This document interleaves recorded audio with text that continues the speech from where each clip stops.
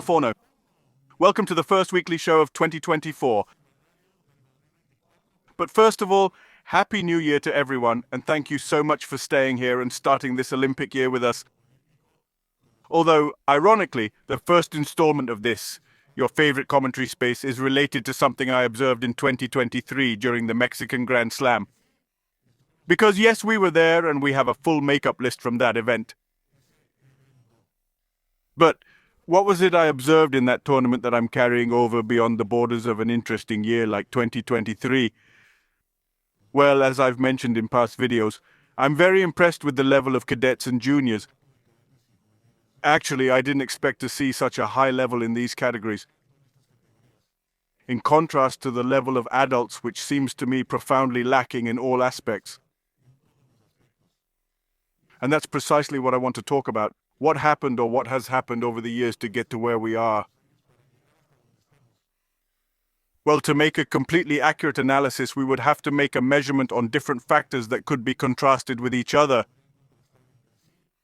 But the truth is that perhaps for me this change in level is more noticeable because it had been many years since I attended an event of this nature.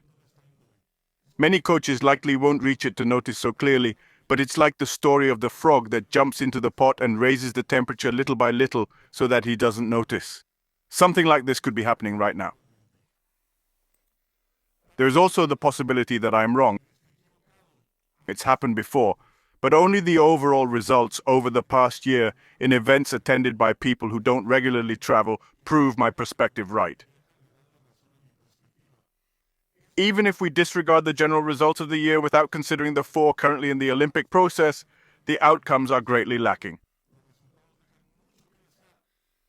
And if you push me, and we review the results of Mexico as a team during the 4 Grand Prix of 2023, yes, including our best chosen ones, we are the worst team of the year in that tournament in all things that can be measured. Points for and against, point differential fights, victories against losses, considering as a team the ones that had at least 5 athletes participating. And this that I'm sharing is even with having Sanzore's medal in Paris and Daniel's progress in Manchester. So ending with the Mexican Grand Slam, where none of the ones that went to the Grand Prix this year, any Grand Prix this year, none participated there. It's no coincidence that the level seems low. It's low overall. Again, I can't say exactly when these issues started, but I can rationalize why they look like this now. One of the things that come to mind, and perhaps the main one, is that there is no defined competition calendar. This should no longer surprise anyone, and it has never been a secret. The current administration of the Mexican Federation is improvising events on the way and gives about 15 days notice. This does not allow for ideal preparation because without a date it's like walking in the dark. Any coach from any sport who is not a complete idiot can corroborate this point. But Faunus, why is the level of juveniles and cadets so high if they are also warned with little notice? That's a good question, but the answer is quite simple. The level of cadets and juniors is the level of the clubs, the work of their schools.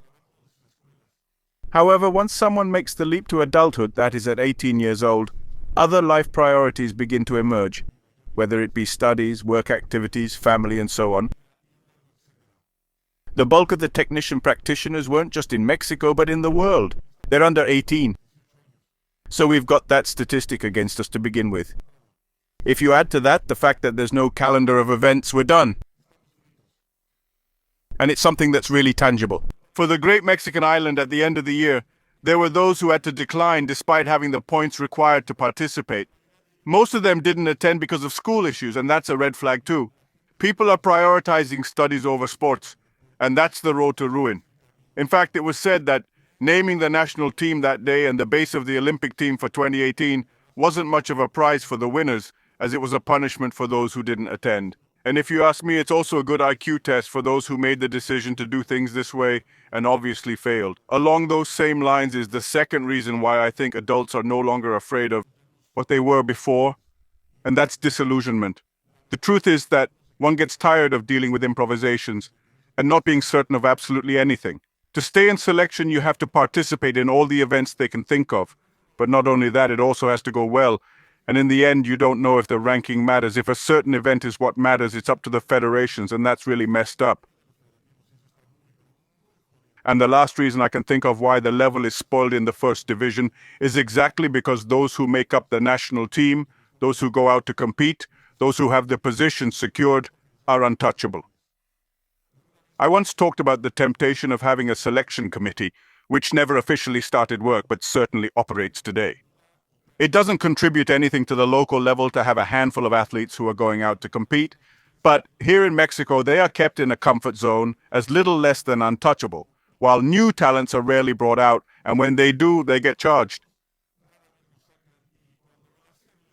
Anyway, I'm really sorry to start the year this way, but I've been itching to comment on the matter since December.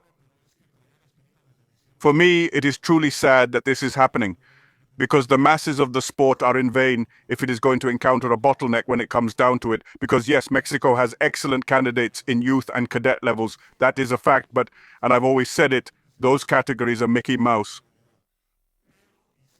Don't misunderstand me, they are beautiful stages, but they really don't count when determining a country's international level. The Taekwondo that truly counts, the Taekwondo that leaves a mark, the real Taekwondo is the senior, and we have it just as mistreated as Giraffe Benito. It is dying on us.